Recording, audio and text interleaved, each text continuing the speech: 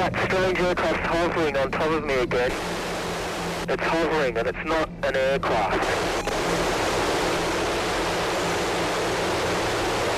It isn't an aircraft.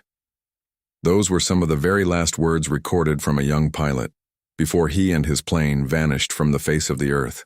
No wreckage, no eyewitnesses nearby, just a disturbing radio recording that lasts 6 minutes and ends with an inexplicable metallic scraping sound. This is the true story of Frederick Valentich, one of the greatest unsolved mysteries in Australian aviation history. It was the afternoon of October 21st, 1978. The location, Moorabbin Airport in the state of Victoria, Australia. Frederick Valentich, 20 years old at the time, was prepping his Cessna 182L, call sign Delta Sierra Juliet, for a trip across the Bass Strait. His destination was King Island. He claimed he was going to pick up some friends and seafood, although later investigations never confirmed this arrangement. The flight plan was simple and direct, estimated to take about 90 minutes. He took off at 6:19 p.m. The weather was flawless. Clear skies, unlimited visibility, and calm winds. For any aviator, these were dream conditions. Frederick, who had logged about 150 flight hours and was rated for night flying, knew this route well.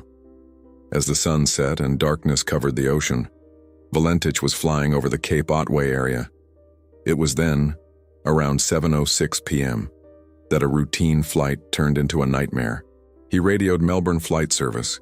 His voice, initially calm, asked the controller, Steve Roby, if there was any known traffic below 5,000 feet.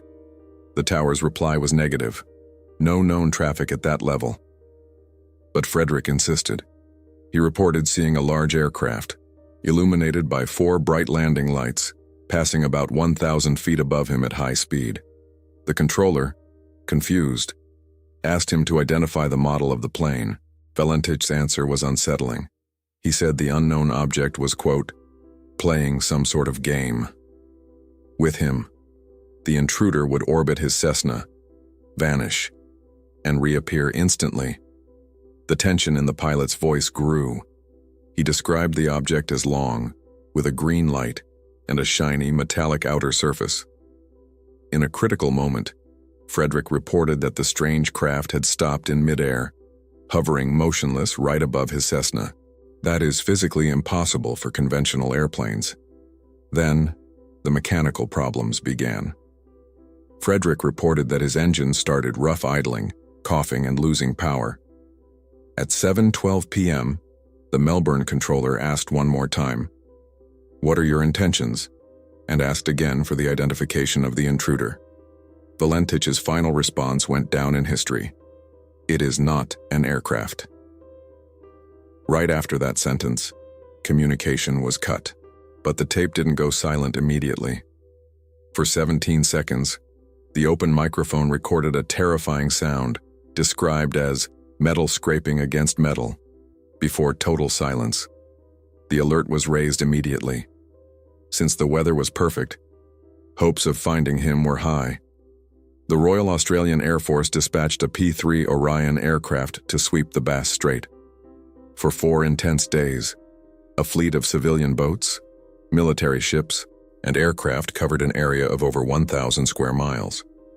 In accidents at sea, it is common to find oil slicks, floating debris, life vests, or luggage. A Cessna 182 weighs over 1,000 pounds, and it doesn't sink instantly without leaving a trace. However, nothing was found. Not a single piece of the fuselage, not a drop of fuel. Frederick Valentich and his plane had simply evaporated. The official inquiry by the Australian Department of Transport, finalized in 1982, concluded that the cause of the disappearance was undetermined.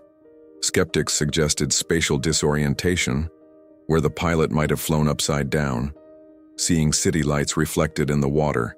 Others suggested a staged disappearance. But none of these theories explain the final metallic sound, or the total absence of wreckage in a calm sea. To this day, almost 50 years later, the Valentich case remains open. What happened that night over the Bass Strait? Did he encounter something that our technology still cannot explain? And you? What do you think happened to Frederick? Was it a tragic malfunction or a close encounter? Leave your theory in the comments below. I really want to know your opinion. If you enjoy true mysteries like this one, don't forget to hit the like button. It really helps the channel. And subscribe so you don't miss the next video. Thanks a lot for watching, and I'll see you next time.